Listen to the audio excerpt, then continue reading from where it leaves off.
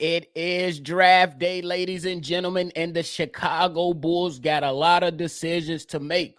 Will we see them draft the right person? Will they make a trade today? Will the Chicago Bulls do the right thing on draft night?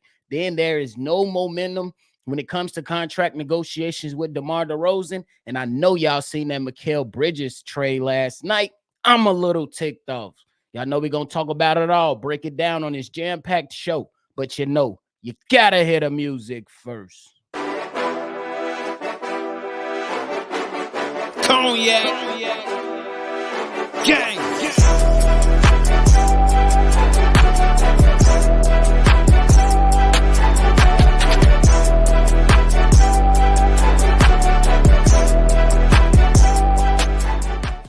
Shy Boys podcast with the Cognac Boys. I'm Cognac Boy Bobby, and I'm holding it down on today's daily episode. If you tuned in with me today, make sure you hit the like button, subscribe to the channel, and hit that notification bell as well. We've been giving y'all a lot of the off-season content, ramping it right back up. Now we got things situated and moved on over.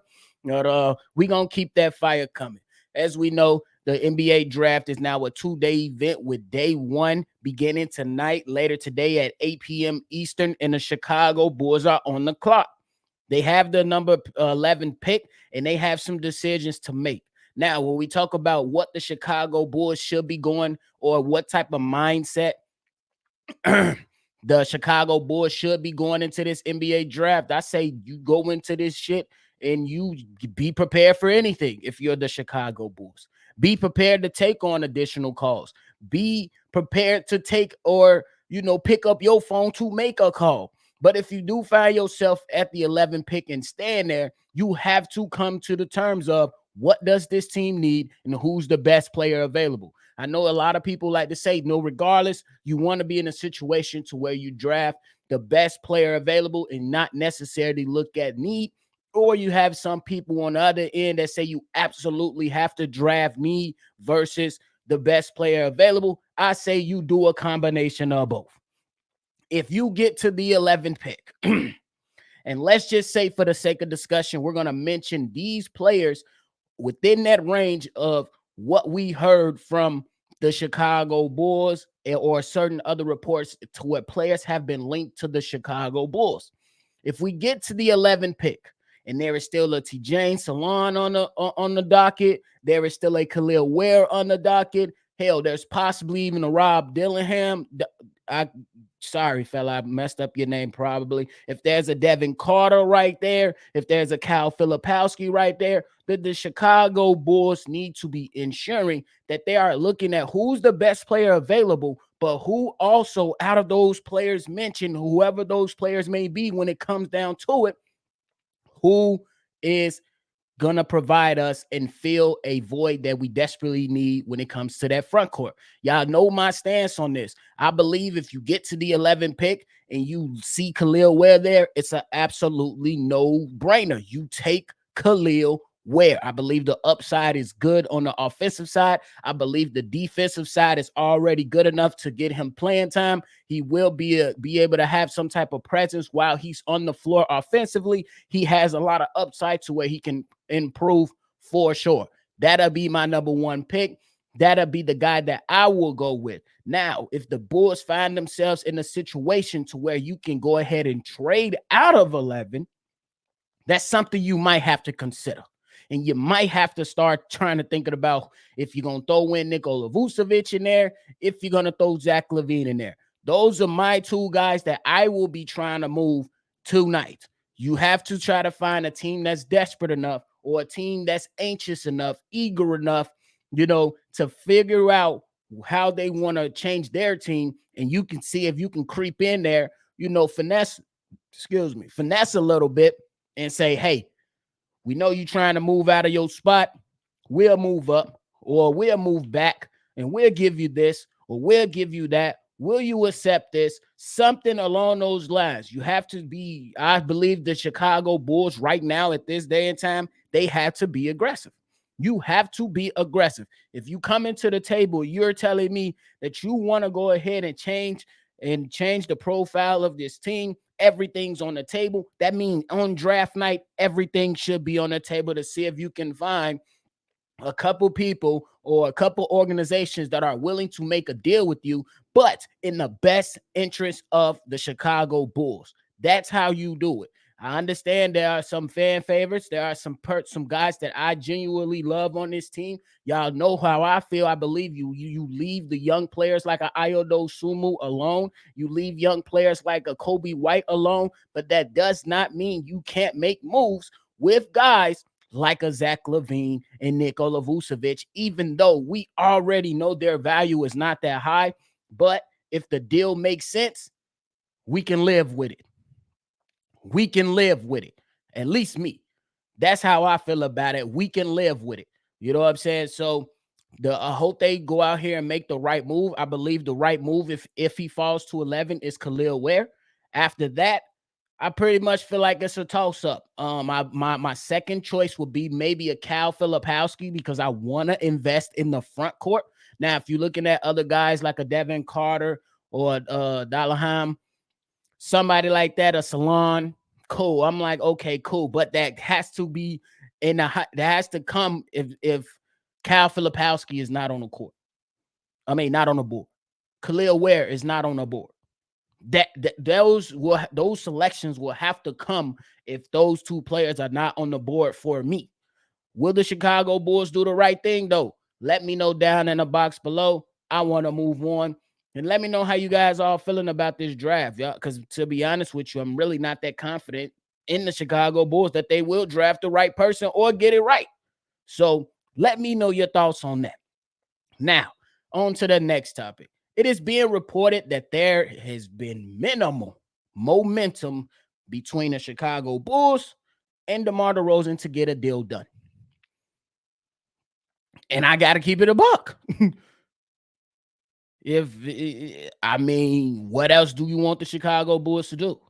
I don't believe DeMar DeRozan should be trying to get a 4-year deal out of the Chicago Bulls. Y'all know why I stand at it. I said 40 mil for 2 years. That's it.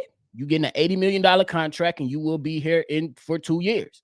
That's it. That's the only terms that I'm accepting DeMar DeRozan back with his age and with what the Bulls really, really need to do. And honestly, if we keeping it a buck, if you want to see the Chicago Bulls get younger, DeMar DeRozan might not be in those plans. But it's kind of being reported that they don't want to really go into a full rebuild. So that's when you get me and you say, I bet I gave him 2 years, 40 mil per. That's how I'm looking at it. And then the reason I'm saying 2 years, 40 mil per is because in 2 years, Ayodo Sumu's contract is up and Kobe White's contract is up. DeMar DeRozan, I think he'll be about 36 or 37 or something like that. He'll be up there in age now. And you can say, DeMar DeRozan, hey, if you want to continue your career, you will have to continue it for a lot less money or with another organization. That's it. I really understand where they're coming from when it comes to DeMar DeRozan. We're not trying to sign you for 4 years, bud. That's just how I'm looking at it. We're not trying to sign you for 4 years, bud. That's not within our plans. That should not be within the Chicago Bulls plan. But if you want to get him on a shorter deal because of what you love that he brought, he's still a productive player. It's just sometimes it gets a little bit wonky when you got him on the court and you don't have Alonzo Ball. You got a Josh Giddey now. Would that improve? I don't know. That's still to be determined because we don't know if he's even going to start. I believe he will start. But then you also got to see what other players will fit into a starting lineup that can support, the Chicago Bulls and help them move in the right direction. If we continue to talk about this and break this down and peel away the layers, we kind of see like, hey, if you keep DeMar DeRozan, you're still kind of stuck in the same spot with a starting five with very minimal three-point shooting.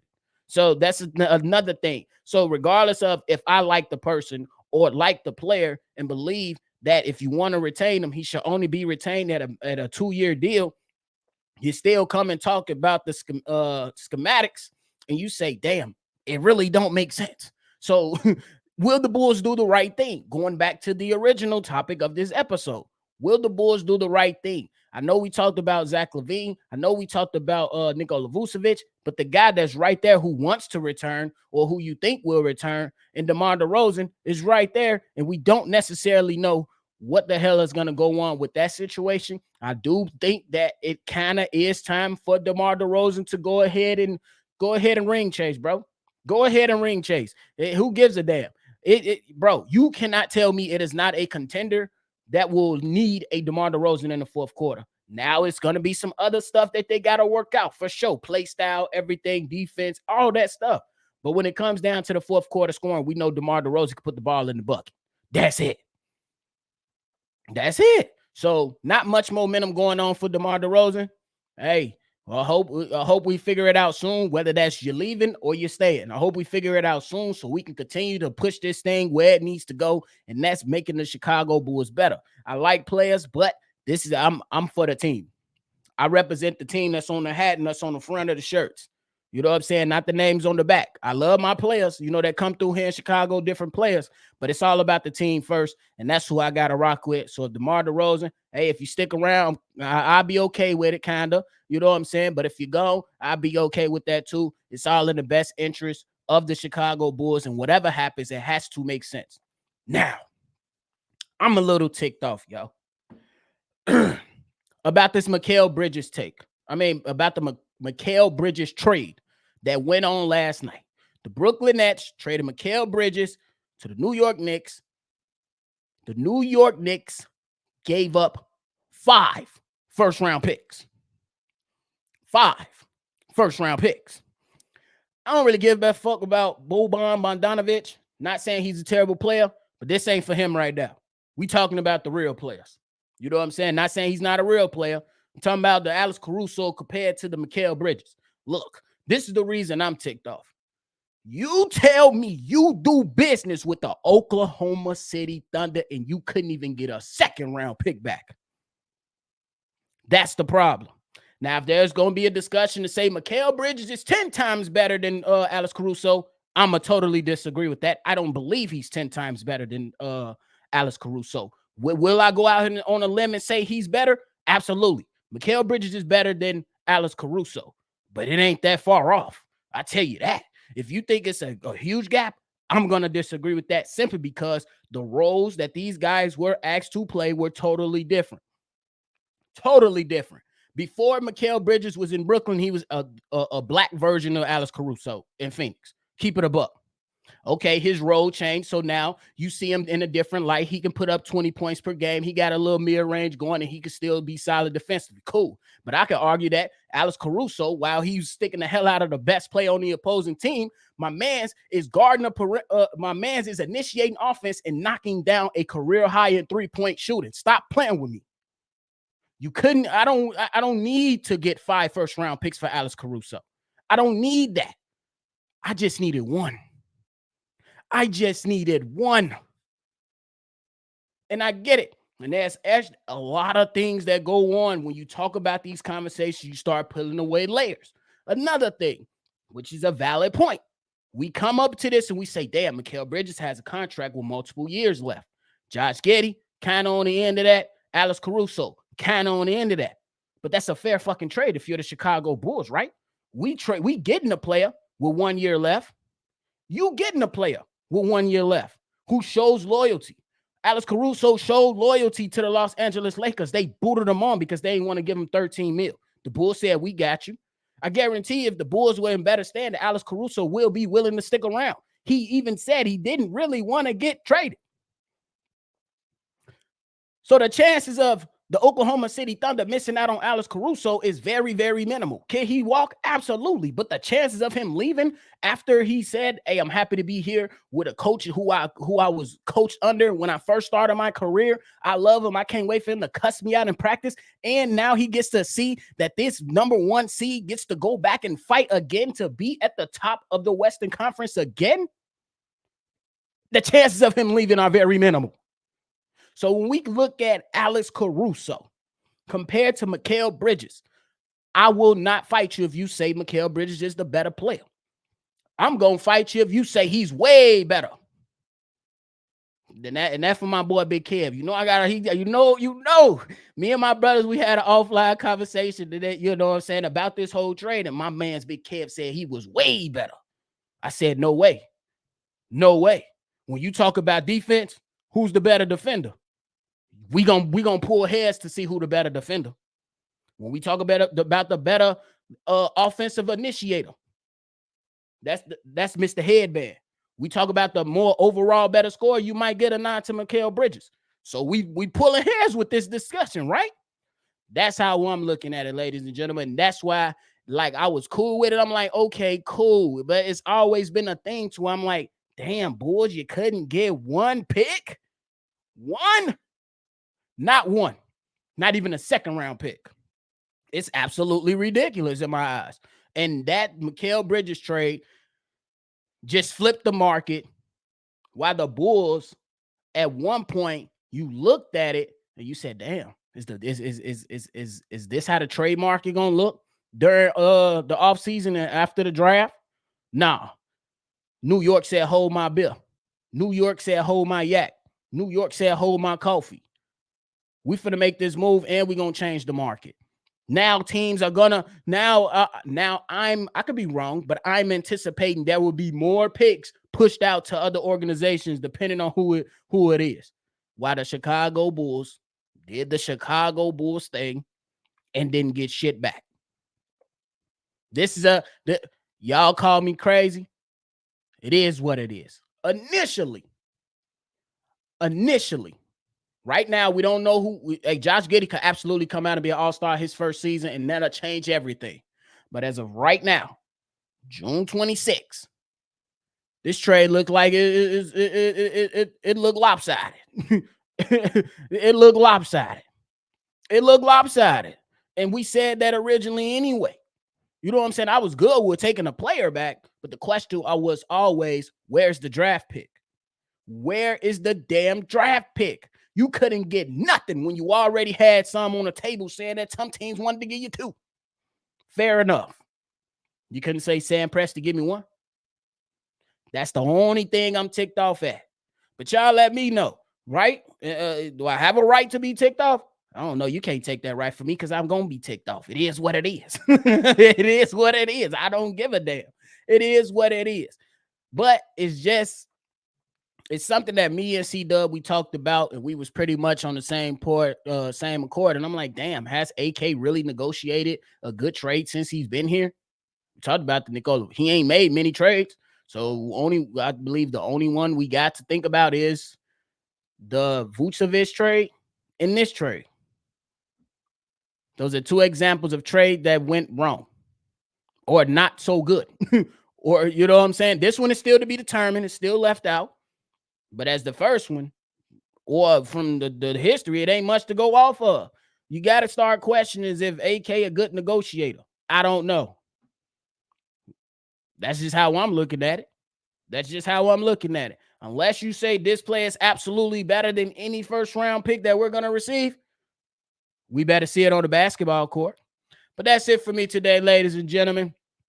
Thank y'all so much for tuning in to another episode of Shy Bulls Podcast. Leave your comments below. Let me know if you're ticked off about what you seen last night from Mikal Bridges. Will the Chicago Bulls do the right thing during draft night tonight, later tonight, and tune in for the live? We will be live on there on Shy Bulls Podcast, Bulls, Chicago Bulls Central, and NBA Central. Lock in, hit the like button, hit the notification bell. We coming with plenty of laughs, a lot of breakdowns and analysis on the guys that's going to be selected before we get to our Chicago Bulls. So tune in, hit that noti bell, and I'm going to catch y'all on the next one for sure. Cognac.